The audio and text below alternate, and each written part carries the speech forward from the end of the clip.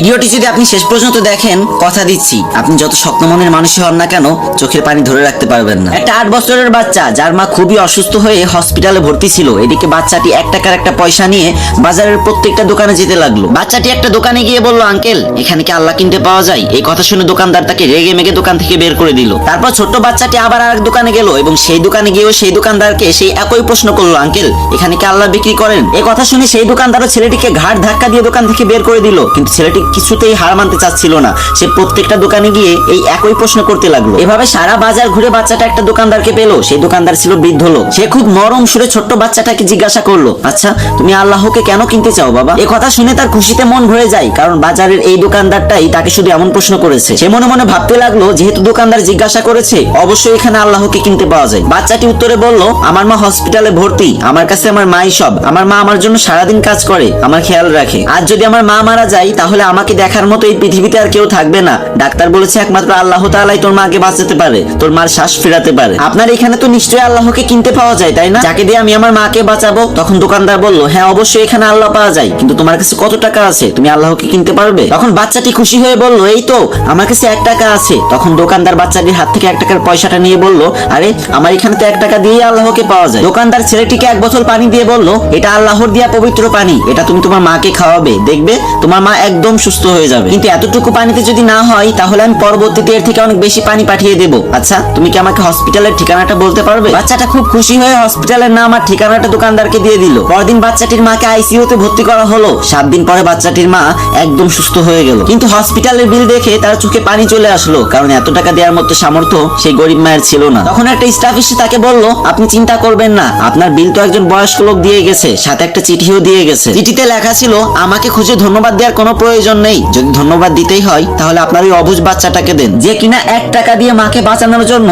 বাজারে আল্লাহকে কিনতে গিয়েছিল। কি বলছিলাম না চোখের পানি ধরে রাখতে পারবেন না? আজকে আমার কমেন্ট বক্সে তারা লাভ ইউ মা লিখবেন যারা মাকে অনেক ভালোবাসেন, যদি হাতে 5 সেকেন্ড সময় থাকে, না হলে লেখার দরকার। হাই ভাবি, কেমন আছেন?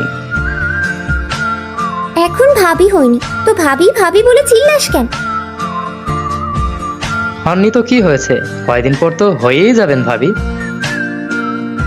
থাপ্পড় দিব কিন্তু মাহির। কেন ভাবি? তোকে আমি আজ মেরেই ফেলবো। আমি আপনার একমাত্র দেবর, আমাকে এইভাবে ভয় দেখালে হয় বলুন? এই তোর ভাইকে কি আমি বিয়ে করে সংসার করছি? কয়দিন পর করবি? কয়দিন পর কেন, এই জীবন থাকতে করব না।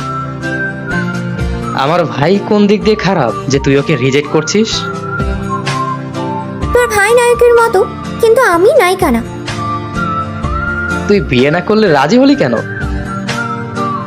আরে আমি কি জানতাম নাকি কি জানতি না? যে পাত্র হিসেবে তোর ভাই থাকবে? তুই কাকে আশা করেছিলি? সেটা জেনে তোর কি কাজ? এখন তুই এইটা বল, কিভাবে বিয়ে থেকে বাঁচবো? ছি, আমি কিনা ছোট ভাই হয়ে বড় ভাইয়ের বিয়ে ভাঙবো? তুই না আমার বেস্ট ফ্রেন্ড।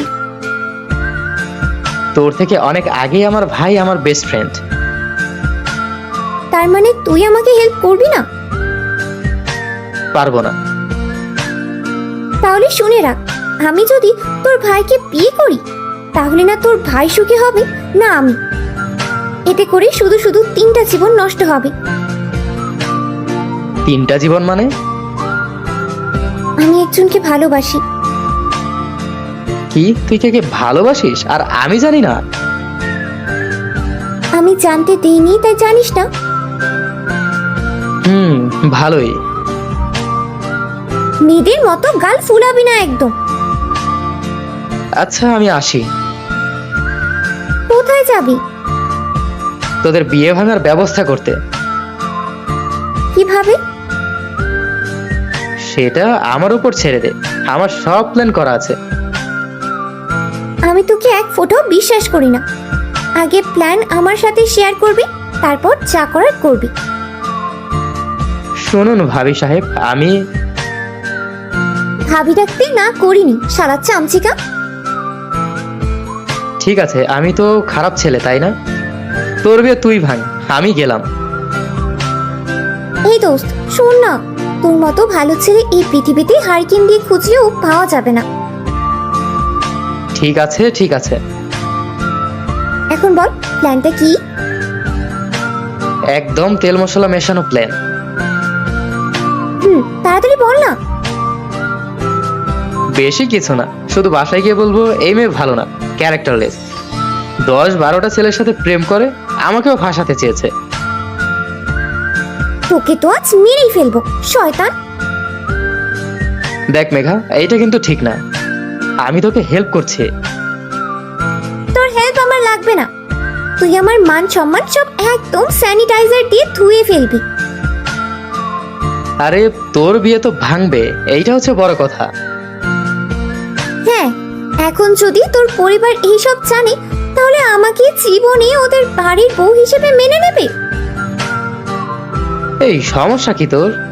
একবার বলছিস বিয়ে করবি না, আরেকবার বলছিস বউ হিসেবে মেনে নেবে না।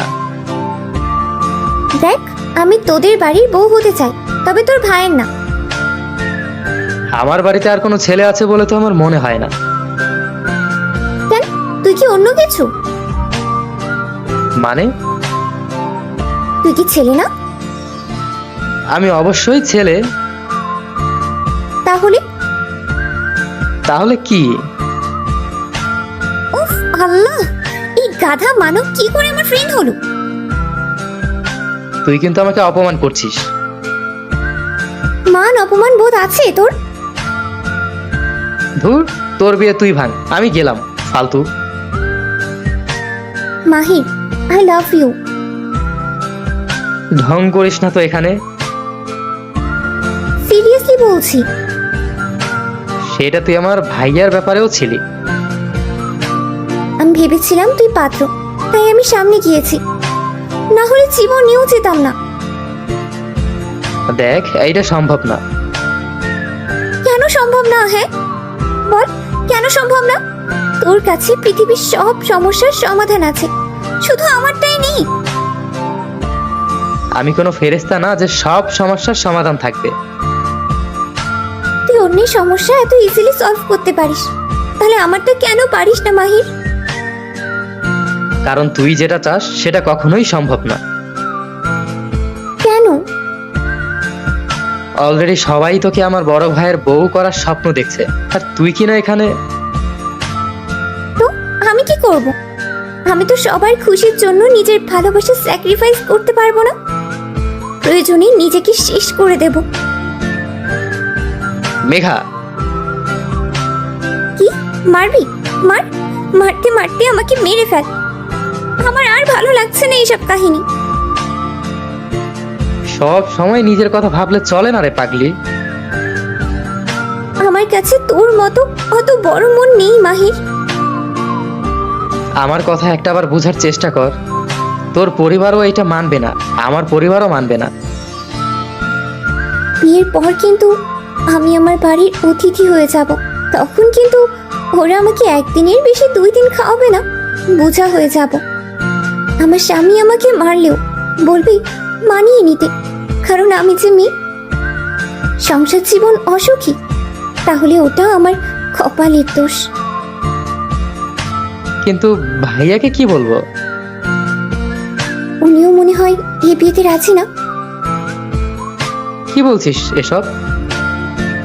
ঠিকই বলছি। আরে আমার ক্লাসমেট রুহি আছে না, ওর সাথে রিলেশন করে,